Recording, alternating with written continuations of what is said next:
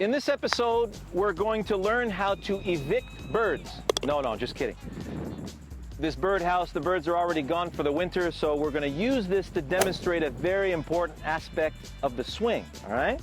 Now, what I want you to understand about the golf swing, when we're allowing the arms to swing back and through, and we're letting the arms swing towards a specific target, you're going to understand that your arm club unit and your shoulders swing around a very specific axis. So we want the perfect blend of this axis tilt in our golf swings. And I've got three beautiful analogies to help you understand this. First analogy. Imagine you have a door frame, right? We got a nail in the back of the door frame here, and I want to hammer the nail into the door frame. So can you notice how my head is behind the door frame? And you can see how my head always stays behind the door frame. If my head moves forward, now I'm going to be bending across the nail and I'm going to miss the door frame. No good.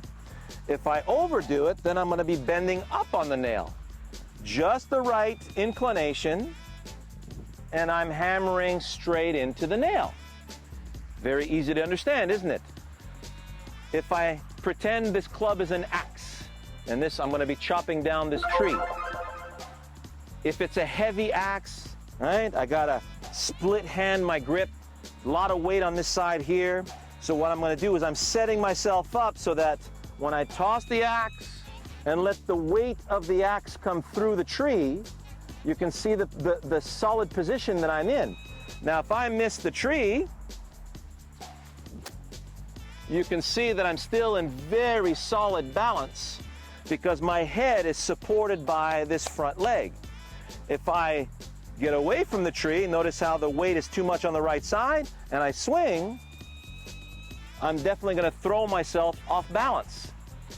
So I've got a solid axe, solid structure to support my tilt, and instinctively, now I can really perform the proper task. Now, here's the fun stuff. Get yourself near a pond or a river, find some nice flat stones. This is fantastic practice for your golf swing, okay? If you can skip a stone on water, you can swing a golf club easily. So let's have a look at what this looks like. Okay? So you see how I have to release the stone way out here for it to skip across that water. The only way to do that is to tilt the head. So as I'm tilting the head and my weight's on my front leg, everything can release out here. If I change the tilt, I'm going to get wet. That's no good. Now, another thing you'll understand is that if you try to hit the golf ball, that's like me taking the stone and throwing it right there into the golf ball. You notice how my body's not getting out of the way. Whereas if my focus is on the pond and where the stone is going to skip, feel how that stone is leaving there. Let's look at how this applies to your golf swing now. When I hold the golf club, see the same grip now? That trigger finger is hooked on, the thumb comes alongside. And now if we look at where the stone is in your golf swing, it's the sole of the golf club. So you take the sole of the club, which now has an extension leading into your hands, and this allows you to skip the bottom of the club or your stone right up against the water, which starts right here in front of you. I want to feel that I'm freely swinging the arms, and that's giving me the feel that I am whipping the golf club, okay, or a nice swat of the golf club.